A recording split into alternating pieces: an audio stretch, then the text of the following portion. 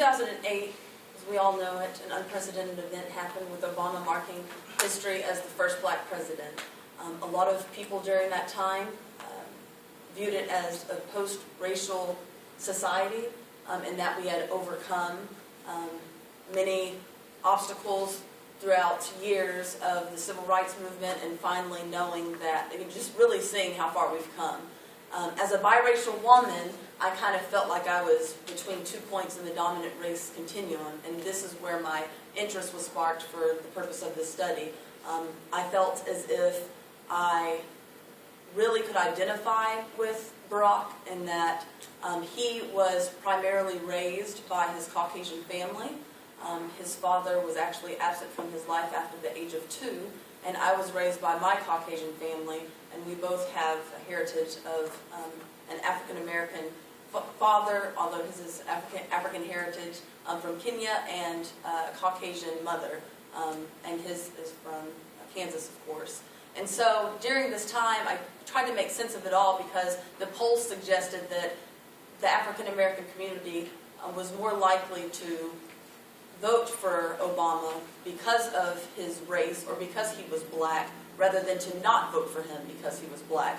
And so, like I said, I kind of just felt like I was in the between era because I wanted to vote for him for the right reasons, and I kind of questioned, what is black? Am I black? You know, how black is Obama? Is he black enough? I mean, people also had this discussion as well on in the media with blogs and articles that I was viewing.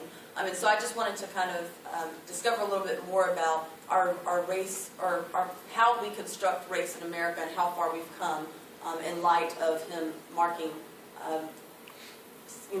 or accepting this title as the first black president.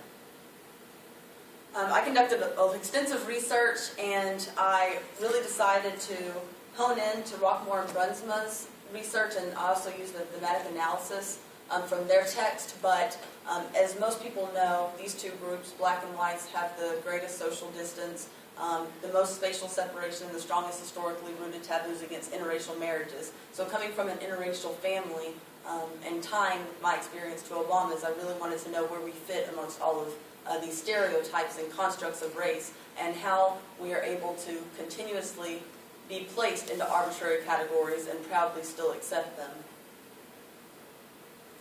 Biracial identity has been tied to these two events in history. One is the one-drop rule.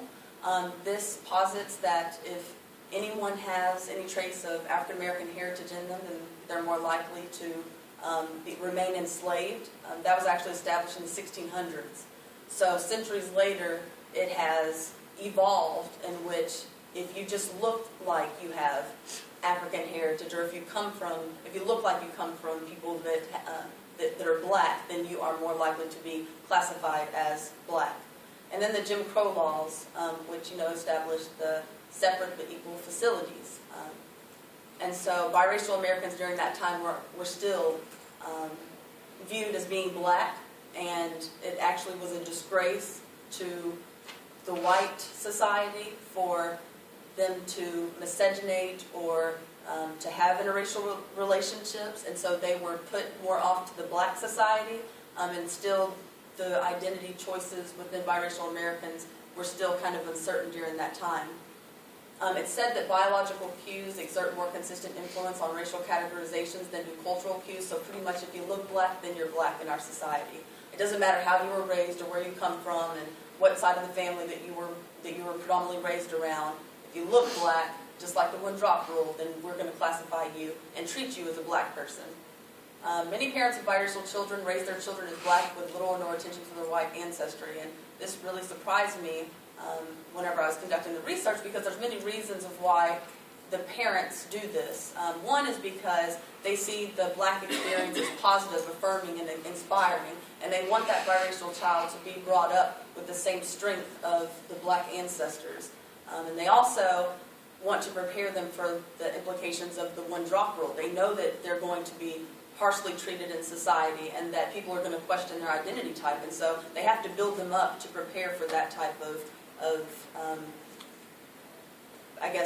those types of attitudes or that type of treatment. So as we all know, he was born from a Kenyan father and a white Kansas native mother who married in 1960. So I wanted to give like a timeline of his parents and what they were going through kind of before he was born in 1964. When they married at the University of Hawaii, Barack's father was actually the first African-American, or I say African-American, but the first African student at that university. The civil rights movement didn't happen until about 4 years later, and that is where the Jim Crow laws were ruled unconstitutional. And so when they miscegenated and became involved in an interracial relationship, it was still a felony in over half the states in the union.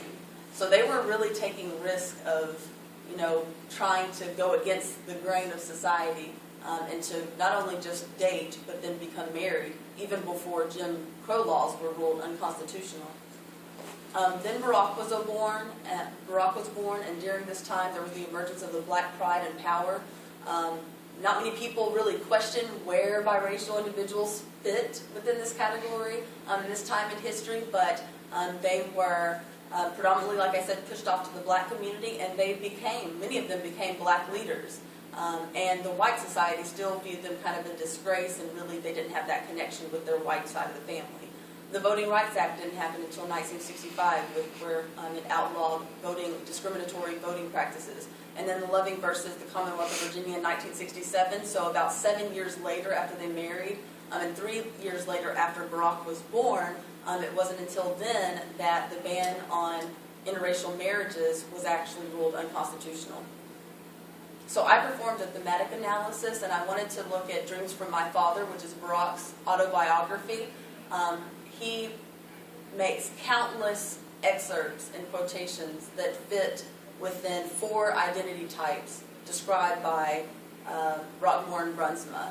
And again, this was very important for me during this whole process because I kind of was plugging my own self into the research as well. I tried to, not go in having any preconceived ideas, but to also kind of just learn about myself since we kind of share the same type of experiences.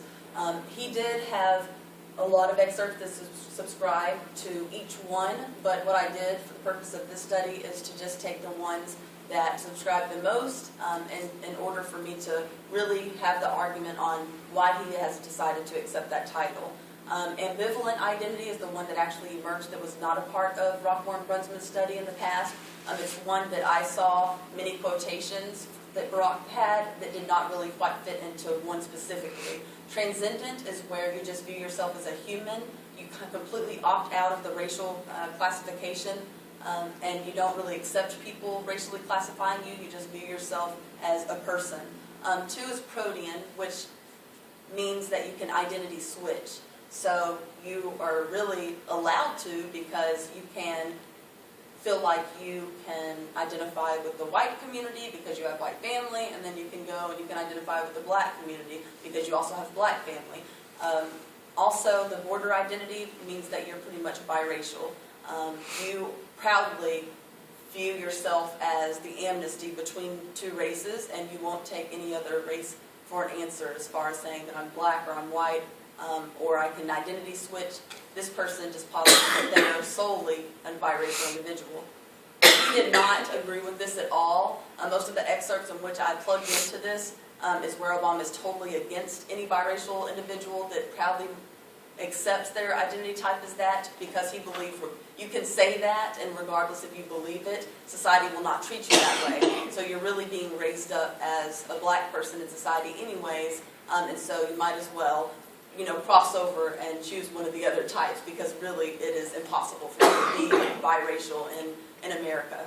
And then singular is where you just have to, you select one or the other, so black or white. And as you'll see, this is what Barack did in his book, Dreams from My Father, as well as by accepting that title. So ambivalent, like I said, it just means that you're kind of uncertain. This is the one that emerged out of the research that I could draw from, is where there's kind of a couple of quotations where it's just unique from the other categories, and that Obama was just unsure of where he kind of fit within the social classifications.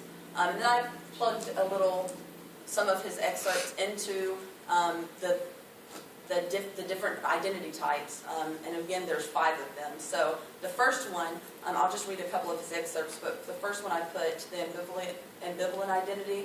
I was different, after all, potentially suspect. I had no idea who my own self was. Unwilling to risk exposure, I would quickly retreat to safer ground. And this is when he's describing friends who are making racial jokes, talking about, black people or white people, and so he really doesn't feel like he can identify with either or, and so he just sits there and really doesn't say anything.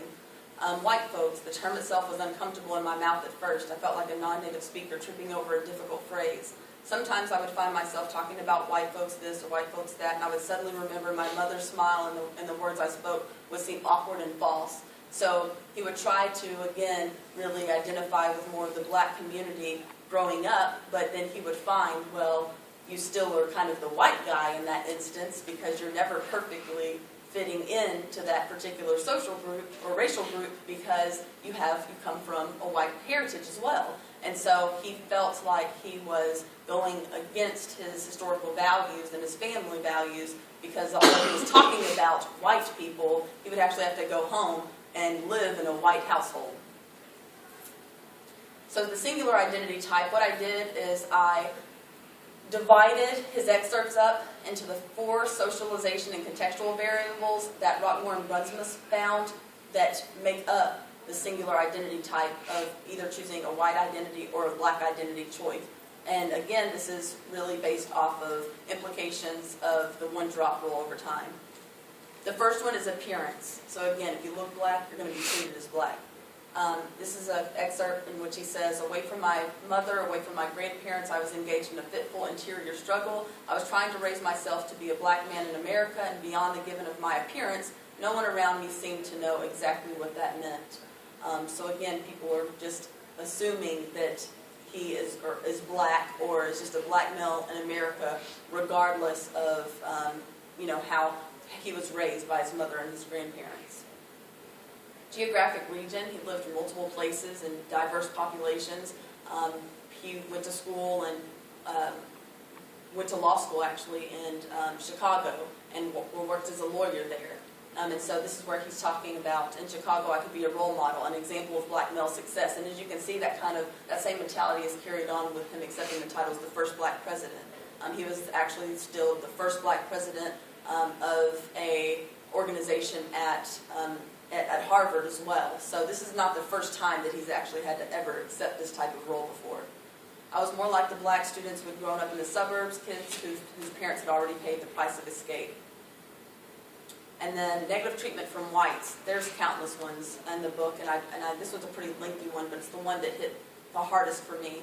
While my own upbringing hardly typifies the African American experience, I now occupy a position that insulates me from most of the bumps and bruises that the average black man must endure.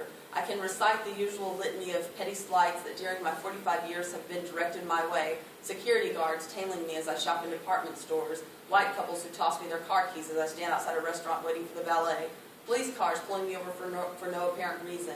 I know what it's like to have people tell me I can't do something because of my color, and I know the bitter swill of swallowed back anger.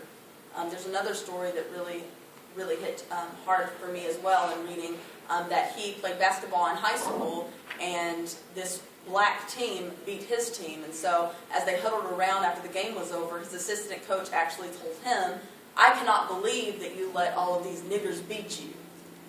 And Barack Obama surprised himself by responding and saying, shut up.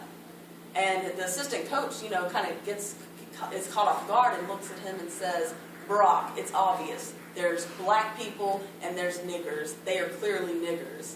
And Obama again surprised himself and says, well, there's white people and there's ignorant motherfuckers like you. And then he runs off of the court. He received so much harsh treatment growing up in the different areas that his parents and grandparents raised him around, and his mom really raised him to appreciate the black experience. But it's just so crazy, which I understand because I've been there before, but experiencing that type of negative treatment from a white man who is your coach, and then running off the court and going home to your white mother, white grandparents, it just is conflicting, and you have so many questions that remain unanswered. And again, that's really just a really big reason Obama has decided to sway more towards that black identity choice. Family discussion about being multiracial. His mother was inspired by the civil rights movement. She would drill in him the values that she saw there: tolerance, equality, standing up for the disadvantaged. As the child of the mixed marriage, my life would have been impossible. My opportunities entirely foreclosed without the social upheavals that were then taking place. So again, I took his excerpts from his autobiography, his own autobiography, and there are many that I said subscribes to the other ones as well. But really, it looks as if he negotiated his ambivalent identity, questioning who am I, when in ties of this negative treatment and where I'm growing up from, how society is treating me, and so he really negotiated the ambivalent identity type and moved more towards adopting a black identity choice for multiple reasons, as we can see. But I've learned with this study is that racial identity is not fixed or mutually exclusive, but rests on individual choices within structurally and culturally defined parameters. So although someone might just look black and you assume that they come from a black background, we are so easy to judge and place people into arbitrary categories, but ultimately it is up to that person to decide what type of identity choice they want to have in society and where they ultimately want to fit in, regardless of how they're treated. I'm not sure, who really knows this, but in 2010, Barack Obama actually claimed that he was black on the U.S. Census. And for me, and knowing what the multicultural movement, how far we've come with the multicultural movement, and really being against being placed into arbitrary categories, and also knowing how far we've come from even having the option to check all that apply, he didn't even take the option to select white and to select black. Rather, he decided to only select black for his own reason. And so because of all of this, then I do believe that he has proudly marked history as the first black president. He believes that although he is the amnesty between the two races, that it was more of a statement, and not just because he believes that people wanted him to accept that title and that he was not only privileged to accept the title, but that has been a part of his life experiences since he was born. So that's just truly who Obama is. Thank you. We will now have remarks from our